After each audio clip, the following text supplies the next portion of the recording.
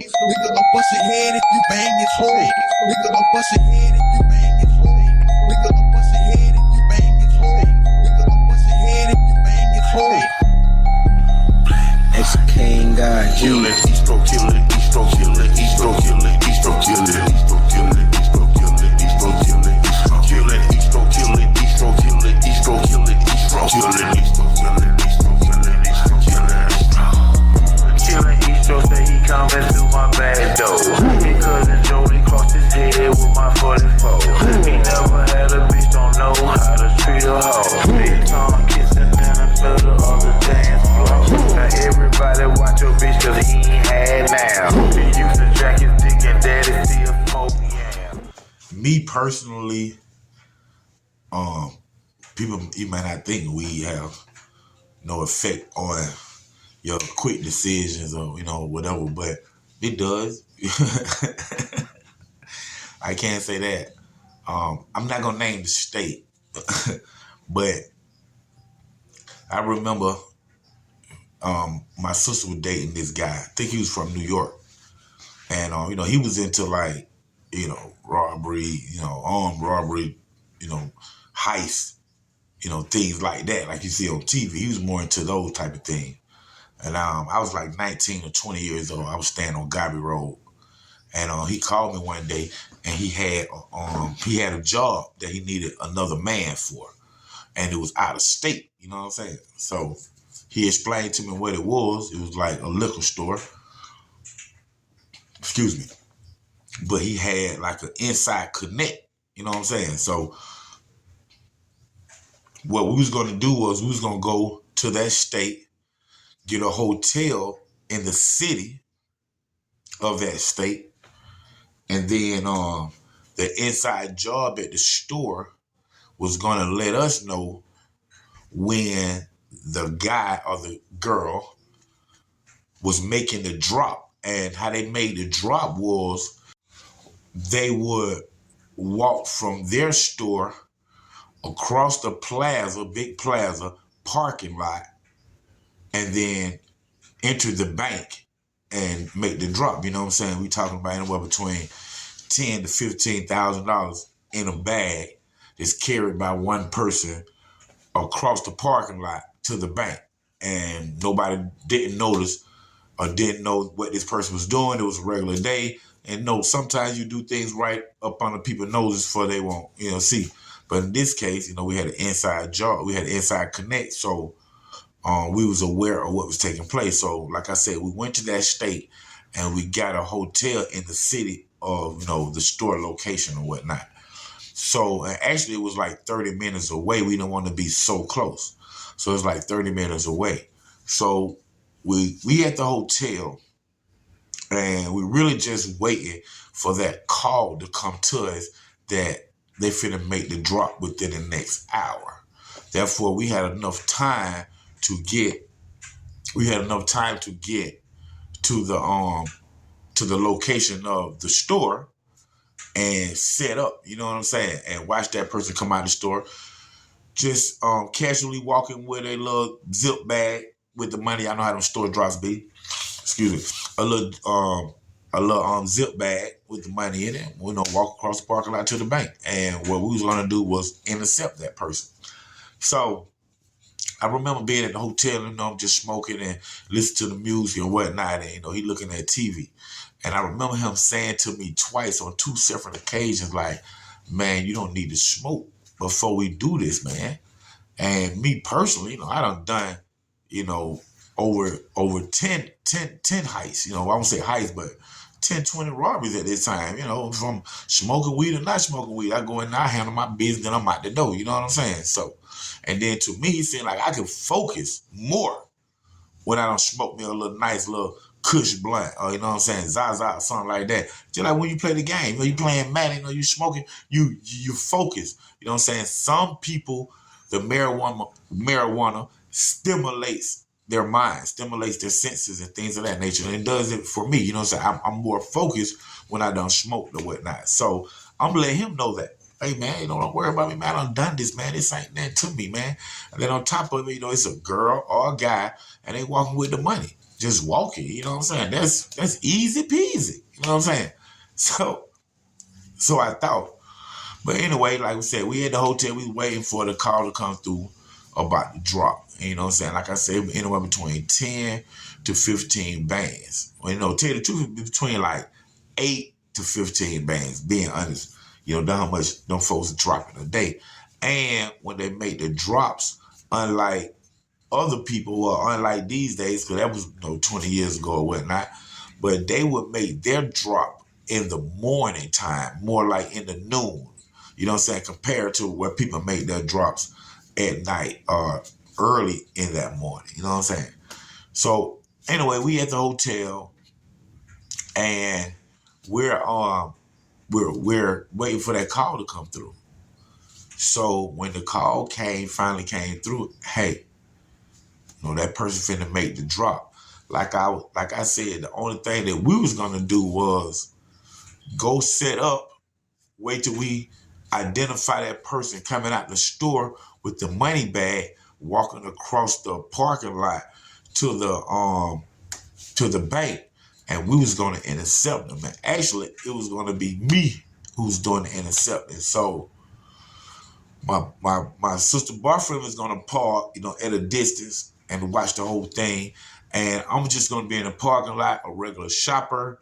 Time I locate that person, just make sure our paths connects in the walk. You know what I'm saying? Make sure our paths connect in the walk. And once we get in each other present, in ratius, I was gonna just snatch that person up with no need for no gun, with no need for bringing no attention. You know what I'm saying? And the way I was gonna do it, just boom, grab them. You know what it is. So, you know what it is. Don't say nothing. Nothing won't happen to you. Give me that money right now. However, whatever my plan was back then. So we get the call. We jump on the expressway, right into the spot. And I do remember home saying, "Man, you straight?" My sister boyfriend look at me like, "Man, you straight, man?" I'm like, "Yeah, why you say that?" He was like, "Man, cause you smoked like 2-3 blunts, man, before we got this phone call." I said, "Hey, man, like I said, man, don't worry about me, man. I done this, man, and this what you got going on, man. This is easy." Compared to, the stuff I had to do, you know what I'm saying? Compared to the stuff I had to do, you know what I'm saying? I had to, tie folks up, grab hold of them, slam them down, kick in the door, stuff like that. You talking about somebody just walking across the parking lot with, 8 to 15 bands. So I'm like, man, let's do it. So anyway, I'm like, nah, man, I'm straight, man. I got this. So we go, we park, in the plaza, but on the other side, like, on the opposite side of where the store is. And as we sit right there, we waiting on the phone call. We already got the phone call saying about the drop finna be within an hour. So that means it actually counting up the money, getting the money ready while we was riding. So once we get there, we was gonna get one more call, you know what I'm saying? One more call from the person to let us know what the person that's making the drop had on, the description. You know what I'm saying? So we right there, we waiting. It finally come, phone ring, boop. Y'all like the sound of it. But the phone call come in and they tell us what this person have on. Excuse me. And in this case, it's a guy. You know what I'm saying? It's a guy. I can tell you he race or anything, But it's a guy that's finna make the drop. And like I say, making the drop only consists of them leaving out the store, walking across the plaza. So, the plaza have, 10 or 20 stores, we'll say in a U shape, on a long strip, like a strip mall, or in a square, like a block, or however, but we talking about a parking lot. From one end to the other end is the distance that he had to walk. You know what I'm saying? So we end up going ahead and once we got the description, I get out the car. And I'm gonna walk toward the bank, and I'm gonna be in the bank area. And once that person come out the store, I'm gonna walk from the bank in the angle of the store because I know he coming straight toward me. So that's the way I'm gonna go. You know what I'm saying? So I went ahead and set up and waited till Holmes came out the store. Holmes came right out of the store. I see the description. It's go time, Trees. Let's go. Let's go. Drive through it. You know, I'm going Mission Impossible. Let's go. So I start walking toward a dude coming toward me. Got on glasses. He don't even realize what about to happen to him. He don't realize that this is an alligator right here. That he walking right in the trap. Man, time that dude walk right there, like, you know, we finna cross each other's path. I just turn toward him and I grab him. Hey, get it up. You know what it is. You know what? Hey, let me get. Like that, man, until my so aggressive that I shocked him. And I see the bag in his hand, everything. I straight shocked him. But that dude did one thing. He said one phrase that threw me off. When I said, get up. What? Y'all know what it is. Give me that. Get it to me. That man said, hey, it's not me. I'm not the guy. You got the wrong person. And when he said that, man, was so crazy. Knowing I seen the bag, when he said that, man, I was so high that I actually started thinking that I got the wrong person. And when he continued to say, hey, you got the wrong person, man. It's not me. You made a mistake. When he said that, man, I'm so high that I let him go. I let him go with the 8 to 15 bands. He just walk off. And then I just run back to the car. Jump in the car, we hit the highway. He said, man, what happened, man? Why you let him go? I said, man, he said that he was the wrong person. That man said, man, he had the bag right in the hand. I'm talking about that weed. That Zaza, man. When I say, man, and then probably that chronic back then, like I said, because it was years ago. I probably was on that chronic. But boy, when I say that man said, man, it ain't me, you got the wrong person. When I know I see this bag in your hand, man, I let that man go. Man, we on the spreadway. When we go into the spreadway, man, we see the police cars of that state, that city, just flying down. Just shooting past us. Man, that whole ride home, man, I had to listen to my sister ex-boyfriend, her boyfriend at the time. Man, I told you about smoking that weed, man. Man, you just let that man go, man. That man had 10 to 15 bands. You had it right in your hand, Tree. You just let that man go. Man, I'll just ride back looking sick, bro. And then keep in mind, we stayed overnight in that hotel, if I'm correct. I think we probably stayed overnight. And then the next morning, that when all it went down, man. And we come back to Atlanta, back to College Park, bro. Back to Gobby Road, because that's where I was standing at the time. Empty-handed. Off that weed, man. This is real talk, bro. I'm talking about, hey, I was zooted, bro. I'm talking about so high that I see the man. Think about it. I see him come out the store. The people done told her what description home got on. And I can see the man got the bag in his hand.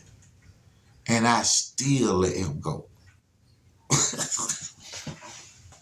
Hey, man, that's a real talk, man. You right here live, man. Underground Source TV, man. Hey, y'all don't smoke before y'all do no job, man. It would throw your ass off for real. Underground Source TV, man, with your whole darn Tree Schnock. TV and film producer, New Orleans Exposed. Catch New Orleans Exposed, man. Right here, man, on Underground Source TV, man, with your OG Black Bart3700. College Park. Stand up. He's stroke killing, he's stroke killing, he's stroke killing, he's stroke killing.